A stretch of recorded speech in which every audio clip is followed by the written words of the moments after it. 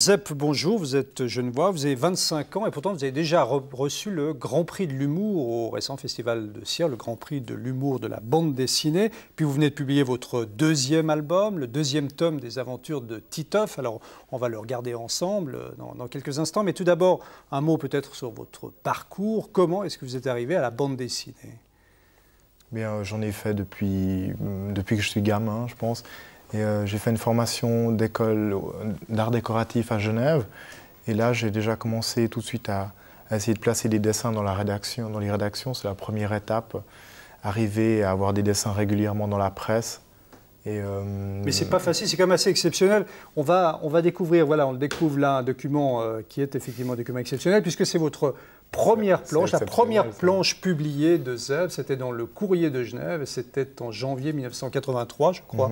Ce qu'il faut dire, c'est que vous aviez 15 ans à l'époque, alors c'est quand même extraordinaire, à 15 ans, de pouvoir déjà publier une bande dessinée. Ouais, ce qui est bien, c'est qu'à partir du moment où ça apparaît dans la presse, les gens le voient, on a des échos, donc on a la possibilité d'évoluer beaucoup plus vite que de travailler dans son coin, dans son atelier, en montrant ses dessins à personne. Et aujourd'hui, vous vivez complètement de la bande dessinée? Oui, de bande dessinée, dessins de presse. Alors, vous publiez aujourd'hui votre deuxième album, je disais tout à l'heure, Les Aventures de Titeuf. L'amour, c'est peau propre, c'est pas propre, hein, c'est difficile à prononcer. Alors, je vous en propose tout de suite un petit extrait.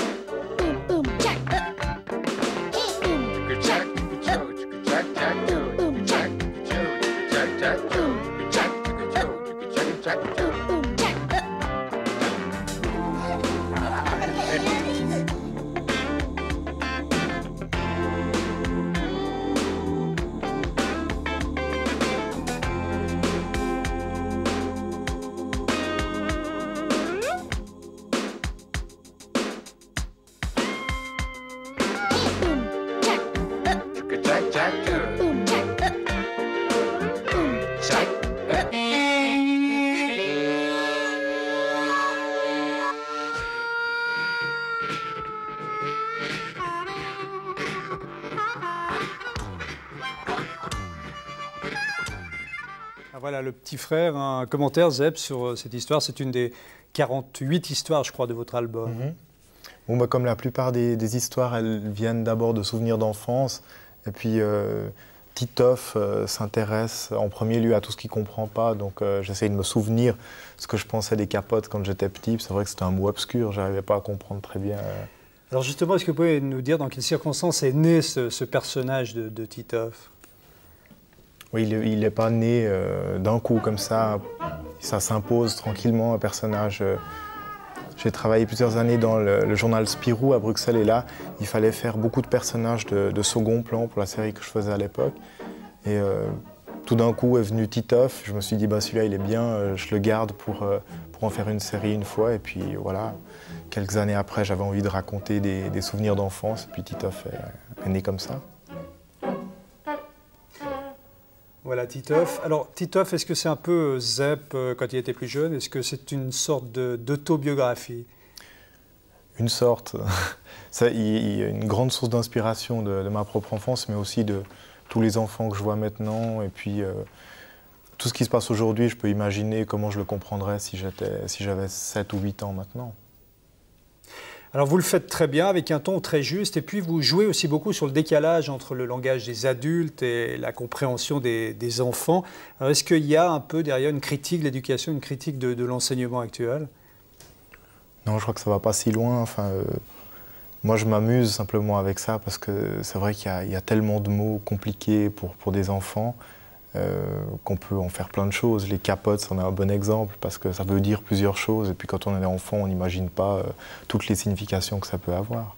Alors vous avez déjà vécu beaucoup de choses, à 25 ans comme dessinateur de bande dessinée, mais vous avez aussi vécu quelque chose que beaucoup ne vivent pas parmi vos confrères. Vous avez connu la censure. Est-ce que vous pouvez nous rappeler dans quelles circonstances vous avez été censuré? Oui. Alors c'était pour la couverture du premier album, où on voit un sexe masculin comme on peut le voir sur les planches d'éducation sexuelle. Et bon, bah ça n'a pas passé pour certains magasins qui ont refusé de diffuser l'album. Et vous avez réagi comment à cette censure?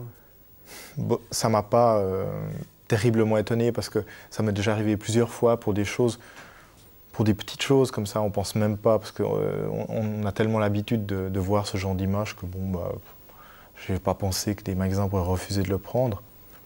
Mais... Bon, alors j'espère que vous n'aurez pas de censure pour votre deuxième album qui vient donc de sortir, un album que vous pourrez donc trouver dans toutes les bonnes librairies vraisemblablement. L'amour, c'est pas propre, par Zep, aux éditions du Glénat. Ça sonne, vous le verrez, très très juste, c'est très très drôle, je vous conseille vivement. Merci Zep d'être venu sur ce plateau. Merci.